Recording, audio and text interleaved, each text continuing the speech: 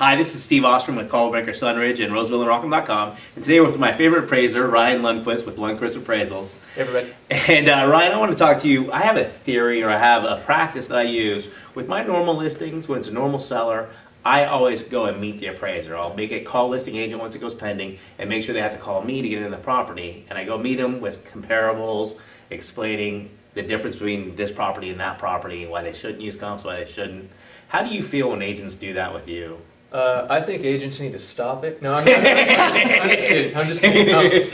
No, I mean, I think there's a lot to say. I mean, first of all, agents need to be careful to not try to influence a value opinion, and really the opinion that would be tried that agents would want is, hey, as long as it gets above the sales price, I'm good. Yeah. But see, that's one thing. But the other thing that's really healthy, that's good, that sounds like what you're doing is really saying, hey, here's my understanding of the market, and here's how I came up with the list price. Yeah. I like to hear that from agents. I like to hear, how did you come up with the list price? Why did you list it this way? How many offers were there? And I know, sometimes agents can't, disclose certain bits of information, and that's fine. But it's really helpful to the appraisal process. It helps. It kind of gives insight into why the property was marketed, and if there are certain features that are beneficial, in the subject, or if you know that, the house 2 doors down, it smelled like a hoarder house with, 23 cats that were peeing in there all day. I mean, those types of things are really good. And that's what I do mostly. Because most of our listings are at Roseville and Rockham. So chances are I've seen the listing at some point in time, whereas the appraiser might not have seen that one that was on the market for one day and went for $100,000 less than anything in the neighborhood.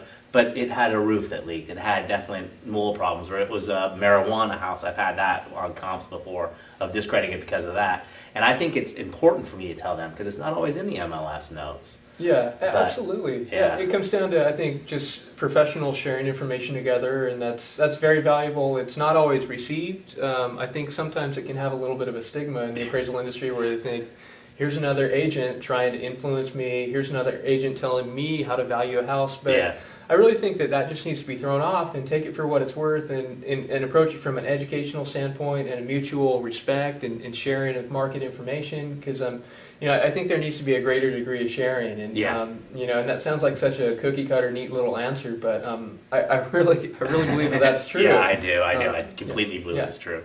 And you're at least local, but there's sometimes you get people that aren't local, that have never been in the neighborhood before, and don't know the difference of one neighborhood compared to the other neighborhood, where it's a huge difference between the buyers. Yeah. And sometimes when there's multiple offers, I make sure they know, hey, there was multiple offers. But sometimes, like you said, I get hassle from people. Yeah. Like I don't need your comps, that type of thing. So. Yeah, absolutely. And I think agents too, to not even say like, hey, here's your comps, here's how to do your job. Just let me tell you, this is comp 1, this is comp 2, comp 3, and you can use these as pendings and actives. Just say, hey, here's my research that I compiled. This is how I listed the property. So it's not language that says, hey man, let me show you how the market, because I am the market specialist. I've been working here for 25 years, and I've been, that kind of doesn't, that puts up the walls right away. Gotcha. So let's try to turn that stuff down. No, I'm not. I'm not saying you. You can say it, Ryan. I understand. If you were my appraiser, I'd still give you comps. But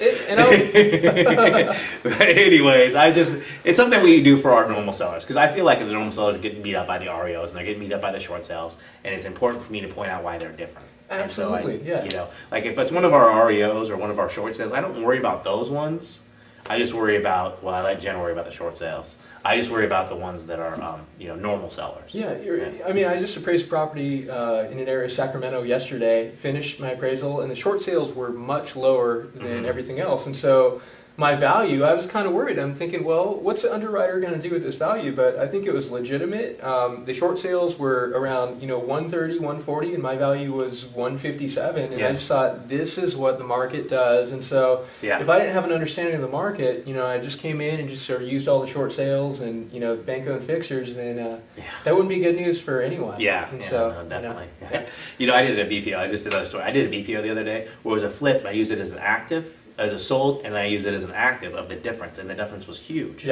Between just putting in the, whatever, how much work they put in. But it's sort of amazing how different BPOs and appraisals are nowadays. Well, anyways, this is Steve Ostrom with Caldwell-Banker Sunridge and RoosevilleandRockham.com. And what's the best way to reach you, Ryan? I'm at SacramentoAppraisalBlog.com, or you can always call me at 595-3735. Perfect.